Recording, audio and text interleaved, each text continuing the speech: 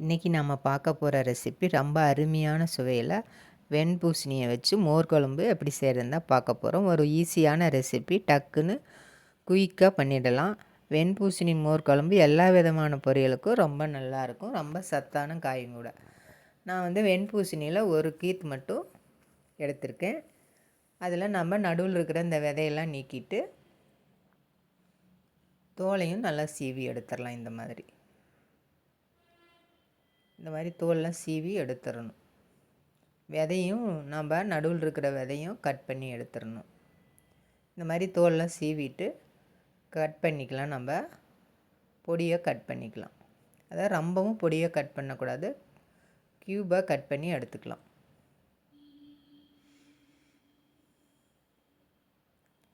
இது வந்து ஒரு கப்பு வரும். நம்ம கட் பண்ணி எடுத்தோம்னா ஒரு கப்பு வரும். இப்போ இதுக்கு தேவையான பொருள் என்னென்னு நம்ம பார்த்துடலாம். ஒரு கப்பு நான் கட் பண்ணி எடுத்து வச்சுருக்கேன் வெண்பூசணி. இப்போ இதுக்கு வந்து ஒரு துண்டு இஞ்சி, ஒரு பச்சை மிளகா நான் சேர்த்துருக்கேன். நீங்கள் உங்கள் காரத்துக்கு இந்த மாதிரி கூட்டியோ குறைச்சோ சேர்த்துக்குங்க. தேங்காய் ஒரு 1/4 மூடி சேர்த்துருக்கேன். இதில் வந்து நம்ம துவரம்பருப்பு வந்து 2 டீஸ்பூன் அளவுக்கு ஊற வச்சுருக்கேன் 20 நிமிஷம். அதோட பச்சரிசி 1 ஸ்பூன் அளவுக்கு ஊற வச்சுருக்கேன். ஒரு 20 நிமிஷம் ரெண்டையும் ஊற வச்சு தண்ணியை வடிச்சிட்டு சேர்த்துக்கலாம். ஜீரகம் 1 டீஸ்பூன் அளவுக்கு சேர்த்துருக்கேன்.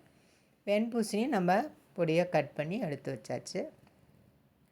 மோர் வந்து நான் தயிரை வந்து மோராக அடித்து வச்சுருக்கேன். ஒரு 1/2 லிட்டர் தயிர் இருக்கும். இது இப்போ எல்லா ஜாமானும் நம்ம எடுத்து வச்சுட்டோம். இப்போ எப்படி செய்கிறதுன்னு பார்க்கலாம். ஸ்டவ்வில் ஒரு குக்கர் வச்சுருக்கேன். அதில் நம்ம ரெடி பண்ணி வச்ச வெண்பூசணியை 1 கப்பு சேர்த்துக்கலாம். 1/4 டீஸ்பூன் மஞ்சத்தூள், 1/4 டீஸ்பூன் உப்பு சேர்த்துக்கலாம். கல்லுப்பு சேர்த்துருக்கேன். இப்போ காய் முழுகிற அளவுக்கு நம்ம தண்ணி சேர்த்துக்கலாம். நல்லா சேர்த்து கலந்து விட்டுட்டு நம்ம ஒரு மூடி போட்டு மூடி ஒரு 5 நிமிஷம் இது வேக வச்சா போதும். நல்லா வெந்து வந்துடும். 5 நிமிஷம் வேகட்டும். நம்ம இப்போ தேங்காய் மசாலா அரைச்சிக்கலாம். இப்போ மிக்ஸி ஜாரில் 1/4 மூடி தேங்காய், ஒரு துண்டு இஞ்சி, ஒரு பச்சை மிளகாய் சேர்த்துருக்கேன். ஜீரகம் 1 டீஸ்பூனு. அதோடு நம்ம ஊற வச்ச துவரம்பருப்பும் பச்சரிசியும் சேர்த்துக்கலாம். 2 ஸ்பூன் துவரம்பருப்பு, 1 ஸ்பூன் பச்சரிசி சேர்த்து தண்ணி வடிச்சிட்டு சேர்த்துக்கலாம். அதோட கருவேப்பிலையும் சேர்த்து நல்லா மையாக அரைச்சிட்டு வந்துடலாம். நல்லா அரைப்பட்டு வந்திருக்கு பாருங்கள். இந்த மாதிரி நல்லா மையாக அரைச்சி வச்சு எடுத்து வச்சுக்கலாம். இப்போ அடுத்தது நம்ம காய் வெந்துருச்சான்னு பார்க்கலாம். நல்லா காய் வெந்து வந்துருச்சு 5 நிமிஷத்தில். பாருங்கள், நல்லா வெந்து வந்துருச்சு காய். இப்போ நாம் இதோட அரைச்ச தேங்காய் மசாலாவை சேர்த்துக்கலாம்.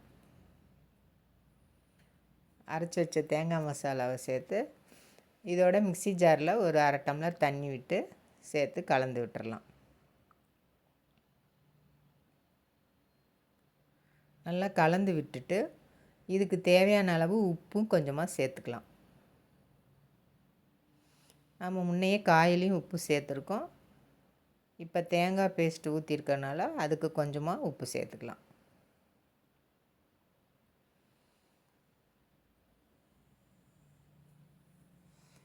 நல்ல சூப்பராக சுவையாக இருக்கும். டக்குன்னு 10 நிமிஷத்தில் வேலை முடிஞ்சிடும். இப்போ நல்லா கொதித்து கொஞ்சம் திக்காய் வந்துருச்சு.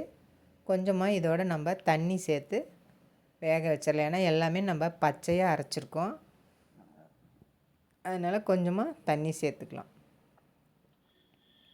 ஒரு டம்ளர் அளவுக்கு தண்ணி சேர்த்து மூடி போட்டு ஒரு 2 நிமிஷம் நல்லா வேக வச்சு எடுத்துக்கலாம். அப்போ தான் அந்த பச்சரிசி துவரம்பருப்பு எல்லாமே பச்சை வாசனை போய் நல்லா மணமாக இருக்கும். நல்லா கொதித்து வெந்து வந்துருச்சு 2 நிமிஷத்தில். நல்லா மணமாக இருக்குது. இப்போ நம்ம ஸ்டவ் ஆஃப் பண்ணிவிட்டு மோர் சேர்த்துக்கலாம். சூடாக இருக்கையில் மோர் சேர்க்கக்கூடாது. ஸ்டவ் ஆஃப் பண்ணிவிட்டு நல்லா கலந்து விட்டுட்டு அந்த கொதிக்கிறதெல்லாம் நல்லா நின்ன பின்னால் நம்ம மோர் சேர்த்துக்கலாம். கொதிக்கையில் மோர் சேர்க்கக்கூடாது, மோர் திரிஞ்சு போயிடும்.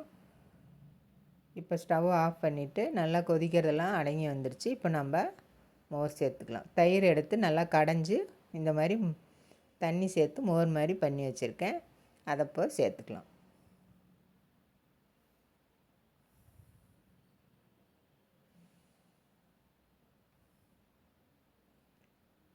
இப்போ சேர்த்து நல்லா கலந்து விட்டாச்சு. இப்போ இதுக்கு தேவையான அளவு உப்பு கொஞ்சமாக சேர்த்துக்கிறேன். முன்னே நம்ம உப்பு சேர்த்துருக்கோம், பார்த்து சேர்த்துக்குங்க. நல்லா கலந்து விட்டுறலாம். இப்போ நம்ம இதுக்கு தாளிப்பு கொடுத்துடலாம். ஸ்டவ்வில் தாளிப்பு கரண்டி வச்சு அதில் எண்ணெய் 2 ஸ்பூன் அளவுக்கு ஊற்றிக்கலாம். 1 டீஸ்பூன் அளவுக்கு கடுகு உளுந்து சேர்த்துக்கலாம். வெந்தயம் ஒரு 10 வெந்தயம் சேர்த்துக்கலாம். அதோட காஞ்ச மிளகாய் 3, கருவேப்பிலை ஒரு கொத்து சேர்த்துக்கலாம். அதோட நம்ம பெருங்காயத்தூள் ஒரு 1/2 டீஸ்பூன் அளவுக்கு சேர்த்துக்கலாம். சேர்த்து எல்லாம் நல்லா கலந்து விட்டுட்டு ஸ்டவ் ஆஃப் பண்ணிவிட்டு இப்போ நம்ம மோர் குழம்போடு இதை சேர்த்துக்கலாம். பெருங்காயத்தூள் சேர்த்து நம்ம வெந்தயம்லாம் சேர்த்துட்டனால நல்ல வாசனையாக மணமாக இருக்கும், நல்ல சுவையாகவும் இருக்கும். இப்போவும் வெண்பூசணி மோர் குழம்பு ரெடி ஆயிடுச்சு. நல்ல வாசனையாகவும் நல்ல மணமாகவும் இருக்கும். நீங்கள் இன்னும் திக்காக வேணுனாலும் மோரில் தண்ணி ஊற்றாமல் கொஞ்சம் கெட்டியாக கலந்து சேர்த்துக்கலாம். இதே மாதிரி நீங்களும் செஞ்சு பாருங்கள் உங்கள் வீட்டில். ரொம்ப அருமையாக இருக்கும். 10 நிமிஷத்தில் வேலை முடிஞ்சிடும். சாதத்துக்கும் ரொம்ப நல்லாயிருக்கும். தோசை, இட்லி, சப்பாத்தி கூட இதெல்லாம் சாப்பிட்லாம். அவ்வளோ நல்லாயிருக்கும். சாதத்துக்கு இது நல்ல காரசாரமான ஒரு பொரியலோடு வச்சு சாப்பிட்டிங்கன்னா ரொம்ப அருமையாக இருக்கும். அப்படி இல்லைன்னா அப்பளத்தோடு கூட வச்சு சாப்பிட்லாம். குழந்தைங்கள்லேருந்து பெரியவங்க வரைக்கும் ரொம்ப விரும்பி சாப்பிடுவாங்க. இந்த மாதிரி செஞ்சு கொடுங்க. டக்குன்னு ஒரு 10 நிமிஷத்தில் வேலையே முடிஞ்சிடும். ரொம்ப ஈஸியான ஒரு ரெசிபி. நீங்களும் இதே மாதிரி செஞ்சு பாருங்கள். லைக் பண்ணுங்கள், ஷேர் பண்ணுங்கள், சப்ஸ்கிரைப் பண்ணுங்கள். நன்றி, வணக்கம்.